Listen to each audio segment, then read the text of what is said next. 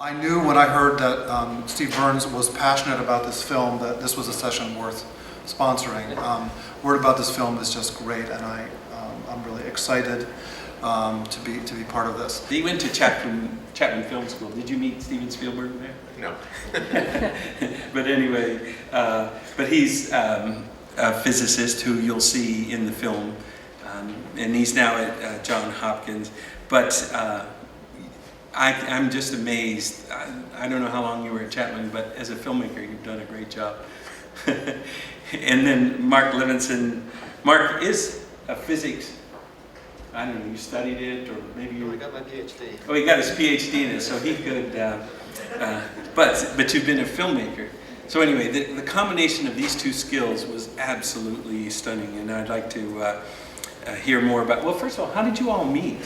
After I got my doctorate in physics, I actually moved into feature filmmaking. I was actually working in narrative film, and had been doing that for actually almost 30 years. And was actually trying to get a script produced, and I was actually invited to present it to a group of investors who would be featured, who would possibly invest in this. And they told me that there was this guy, this physicist, who had come to them with an idea for a project, but he was a physicist, so he didn't have film experience, and he was talking about an experiment that they didn't even know if it was going to work, and so they thought this didn't sound like a very good film at all. But it actually sounded like a very interesting film to me. And so I tracked David down, and I was not interested in doing a film that would try to explain the science. What I was interested in is something where I could use my storytelling techniques, where we could do something that was a real story that would really show the people. And when I talked to David, it was clear that that's what he was interested in too. And David, what motivated you? Well, I've been telling the story. Hi, everybody. I've been telling the story of this film for years to my family. If you're a physicist, you know people who are not physicists, and you have to explain what you do. My mom has a little card where she wrote down what I do, so when somebody asks, she can pull it out. He's a theoretical, and so then at some point, the story that I was telling became more dramatic. This machine is going to turn on. It could end everybody's career. This is a big moment in the history of science, and somebody said, somebody needs to record this somehow. And it was a decision that it needed to be recorded from the inside, that somebody on the front line needed to be involved in the recording of it. So I did. I found a crew. My non-physicist sister recommended a little TV crew who now does Discovery Channel series, After the Catch, I think, something. And they did a 5-minute, they cut a 5-minute segment, and I got the money from my physics grant. I have a Sloan Fellowship from the Alfred P. Sloan Foundation, but for physics, not for filmmaking. And I called them and I said, can I use some of the money and make a little movie? And they said, sure. So I did, we did.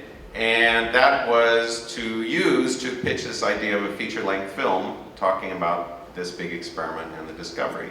And it's hard to raise money for movies. I don't have to say that in this room. And that's when Mark emailed me. And I thought, when he emailed, oh God, another filmmaker. I don't need filmmakers, I need money. And but Mark was persistent, and we interacted, and he saw the beauty in it, and I saw the fact that I needed somebody who really knew how feature films looked and could be made, and it was a perfect partnership. We screened the film many times to lay audiences, about 10 to 15 people, at least 20 times. And we were all, including me, who feels mixed about being in the film, wanted to make a great film. So within the actual, is it going to affect whether the film is great or not? No, it's not going to affect that. It was an internal struggle for me, and I would often refer to myself in third person when talking about, what clip. Maybe David shouldn't be there. Maybe have David say that, or Nima or something. But then, there's nobody looking over our shoulder. We have investors, angel investors of the real kind. They wanted to see this film made the way I described it, and they were inspired by whatever I said enough to give me money. And they were not looking over any of our shoulders. I would just call Mark, Mark, we got another 50K. And he would say, thank God, now I can go to Geneva. But it wasn't anything more than that. So in terms of legal issues, there was nothing to worry about at any point. And personally, I think we just took care of whatever other issues might come of me being in the film or me being a part of the world. Mark, when you see that beautiful sequence, do you still get goosebumps, or have you seen it so many times now it looks hackneyed to you? No, I'm grateful for two things. First of all, that David gave a brilliant lecture and this economist popped up out of the audience with a question that, you know, everybody, especially in the audience here, relates to. And with machine sequence, the machine sequence was something that, you know, I always wanted. This was a big issue. How do we reveal the machine and its grandeur? And one thing that, I mean, you don't get it just from this, the context, one idea I had always had was I didn't want to see the whole machine until we really did a reveal. And so we were very careful, this is a little bit into the film, that you only saw little bits and pieces of something, so that when you actually see it, you feel it, because it is a phenomenal thing to see, and that's what really Monica conveys, even for a physicist who thinks they know what it's going to be about. You just can't really appreciate it. And then the actual construction, though, was also something that Walter did with the music. And so, in fact, our composer had given us some temp music there, and Walter really recut the music and the scene to really give it the power that it has. And it was an astonishing thing because that is so much of it. Our composer, when he looked at it, his jaw just dropped because he said, "You are teaching me about my music as well." And so it was one of those things where everything came together to make just this, what I think, especially when you don't see that whole machine until a little bit into the film, and so the hope was always that this is just going to be a dramatic reveal, and it, relied on everything in a filmmaker's handbook, to create.